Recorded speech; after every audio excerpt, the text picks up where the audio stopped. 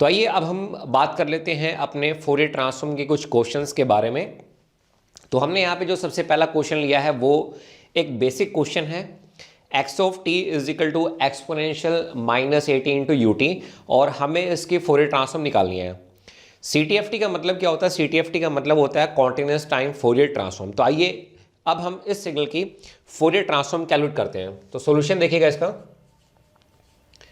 So this is x of omega is equal to, सबसे पहले हम यहाँ पे अपना फॉर्मूला लिखेंगे, from minus infinity to plus infinity this is x of t exponential minus j omega t into में d t. तो सबसे पहले हमने यहाँ पे फॉर्मूला लिखा। उसके बाद देखिए अब ये जो ut है इसकी वजह से हमारे पास जो लिमिट है वो कहाँ से कहाँ तक हो जाएगी, 0 से लेके इन्फिनिटी तक, and this is exponential minus a t exponential minus j omega t into d t. बताइए किसी भी स्टूडेंट को यहाँ तक कोई भी doubt? I think this is very much clear to you. उसके बाद देखिए अब यहाँ पर भी ई है और यहाँ पर भी आपके पास क्या है, ई है। आपको पता है जब कभी भी बेस सेम होता है तो पावर क्या हो जाती है, ऐड हो जाती है। तो इसको हम इस तरह से भी लिख सकते हैं, I can also right like this, integration 0 से लेके इन्फिनिटी, एक्सपोनेंशियल माइनस मैंने बाहर कॉमन ले लिया तो अंदर क्या बचेगा, a प्लस में जे ओमेगा, और यहाँ पे ये t और यहाँ पे ये क्या रहेगा, डी टी। बताइए पूरी क्लास में किसी भी स्टूडेंट को कोई भी डाउट यहाँ तक? I think this is very much clear to you. उसके बाद देखिए जब आप इस इंटीग्रेशन को सोल्व करेंगे तो ये हमें मिलेगा exponential minus, this is a plus J omega into में स्मॉल t डिवाइड बाय में। जब आप इंटीग्रेशन को सोल्व करेंगे ना तो t के साथ जो भी है आपके पास वो एज इट इज डिनोमिनेटर में आपको मिल जाएगा। तो माइनस में ये आपके पास कितना हो गया, a प्लस में जे ओमेगा, ये ब्रैकेट, और लिमिट्स होगी हमारे पास 0 से लेके इन्फिनिटी तक। तो एक बार हम अपर लिमिट पुट करेंगे और एक बार हम क्या करेंगे, लोअर लिमिट पुट करेंगे। तो अगर आप ध्यान से देखें तो अगर मैं अपर लिमिट पुट करूं यहाँ पे तो बाहर माइनस है, तो e की पावर माइनस इन्फिनिटी क्या होता है, 0 होता है, और e की पावर माइनस 0 हो या e की पावर 0 हो इट विल रिमेन 1। तो बताइए क्या मैं कह सकता हूँ, so what you are getting, this is minus में 1 बाई जे ओमेगा आपका बाहर आ गया, bracket start, exponential minus infinity minus में एक्सपोनेंशियल 0। ठीक है, अब e की पावर माइनस इन्फिनिटी क्या होता है, ये आपका 0 होता है, और e की पावर 0 क्या होता है, 1। तो माइनस और माइनस मिलके प्लस बना देंगे तो ये आपके पास कितना आ गया, 1 बाई में जे ओमेगा। ठीक है, ये आपका आंसर हो गया। फाइन। तो हमेशा ध्यान रखना exponential minus a t U T, इसकी फोरियर ट्रांसफॉर्म क्या होती है, 1 बाई में a प्लस जे ओमेगा होती है। यहाँ तक मेरे हिसाब से किसी भी स्टूडेंट को कोई डाउट नहीं होगा। तो आपको क्या करना है, आपको इसका जो रिजल्ट है ये आपको याद रखना है।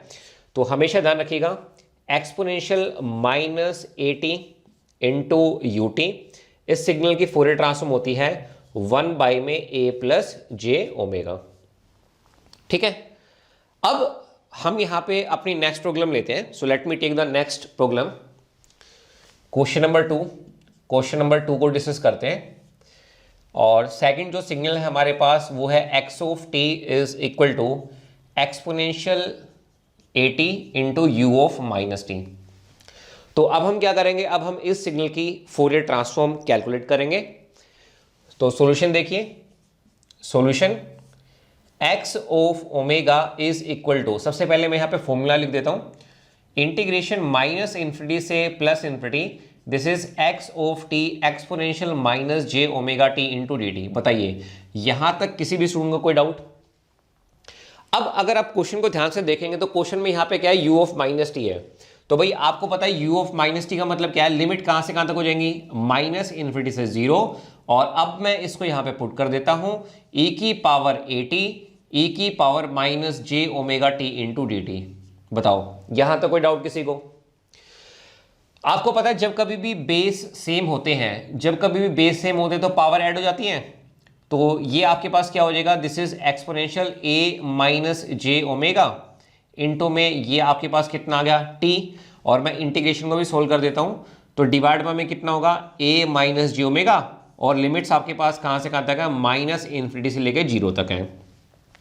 तो बारी बारी से हम क्या करेंगे, एक बार अपर लिमिट पुट करेंगे और एक बार हम क्या करेंगे, लोअर लिमिट को पुट करेंगे। So if you put lower limit, upper limit and lower limit, so what you will be getting? This is 1 by a minus j omega. तो ये आपका यहाँ पे क्या आ गया? आंसर आ गया। बताओ किसी भी स्टूडेंट को यहाँ तक कोई भी डाउट? तो हमने यहाँ पे फर्स्ट क्वेश्चन डिस्कस किया e की power minus a t U T, इसकी फोरियर ट्रांसफॉर्म क्या होती है? 1 बाय में a प्लस जी ओमेगा।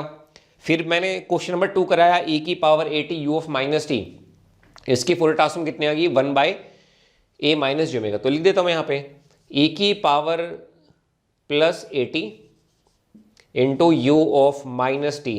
इस सिग्नल की फोरियर ट्रांसफॉर्म क्या होती है? इस सिग्नल की फोरियर ट्रांसफॉर्म होती है 1 डिवाइड बाय में a माइनस जी ओमेगा। बताइए ये क्लियर हो गया? तो आपको यहाँ पे ये रिजल्ट याद रखने हैं, ठीक है। So you have to remember this result.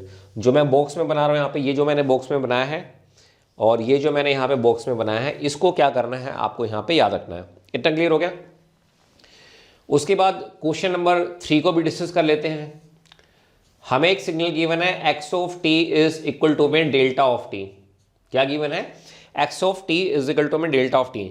हमेशा एक बात ध्यान रखना, जो इम्पल्स फंक्शन होता है इसकी CTFT, इसकी DTFT, इसकी लाप्लास ट्रांसफॉर्म, इसकी Z ट्रांसफॉर्म हमेशा क्या रहेगी? 1 रहेगी। ये मैं आपको प्रूफ करूंगा, ठीक है। तो सॉल्व करें इसको। तो देखिए इसका जो सॉल्यूशन होगा, तो मैं यहाँ पे डायरेक्टली देता हूँ x of omega is equal to minus infinity to plus infinity delta of t into में exponential minus j omega t into में dt, ठीक है। तो यहाँ पे आपकी इम्पल्स की प्रॉपर्टी लग जाएगी। तो मुझे बताओ इम्पल्स कहाँ पे डिफाइन है? आपकी t इज इक्वल टू 0 पे। तो बताओ e की पावर 0 क्या होता है? आपके पास 1 होता है। तो हमेशा ध्यान रखना इम्पल्स की जो CTFT होती है वो हमारे पास क्या होती है? 1 होती है। इतना क्लियर हो गया? अब इसके साथ साथ मैं यहाँ पे आपको कुछ छोटी छोटी प्रॉब्लम और डिस्कस करा देता हूँ। जैसे मान लीजिए हमें एक सिग्नल गिवन है x of t is equal to में डेल्टा ऑफ t माइनस 2। ये सिग्नल हमें गिवन है और हमें क्या करना है? हमें इस सिग्नल की फोरियर ट्रांसफॉर्म फाइंड आउट करनी है। तो देखिए इसको हम कैसे सोल्व करेंगे? Solution. So x of omega is equal to integration minus infinity से plus infinity, this is delta of t minus 2 e की power minus j omega t into में dt। क्लियर है यहाँ पे? तो मुझे बताओ अगर मैं यहाँ पे शिफ्टिंग प्रॉपर्टी यूज करता हूँ इम्पल्स की, तो इम्पल्स कहाँ पे लाई कर रही है? t इज इक्वल टू 2 पे। तो जहां कहीं भी t है वहां पे क्या पुट कर दो? 2 पुट कर दो। तो आपका आंसर हो जाएगा ये आपके पास कितना आ गया? e की पावर माइनस j2 ओमेगा। सही है? क्लियर है यहाँ पे? तो यहां से देखो दोस्तों रिजल्ट क्या मिला? रिजल्ट हमें ये मिला कि अगर हमारे पास सिग्नल है डेल्टा ऑफ t माइनस 2, तो इसकी फोरियर ट्रांसफॉर्म क्या होती है? e की पावर माइनस j2 ओमेगा होती है। इन रिजल्ट्स को याद रखना है। अगर मान लो मैं आपसे ये पूछूं कि डेल्टा ऑफ t प्लस 2, तो बताओ इसकी फोरियर ट्रांसफॉर्म क्या होगी? e की पावर j2 ओमेगा होगी, ठीक है।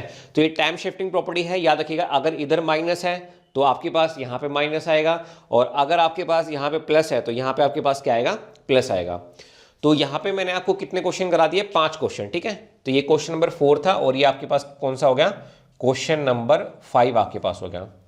तो ये कुछ बेसिक क्वेश्चन है जिनके रिजल्ट आपको क्या करना है? यहाँ पे याद रखने हैं। तो I hope this is very much clear to you.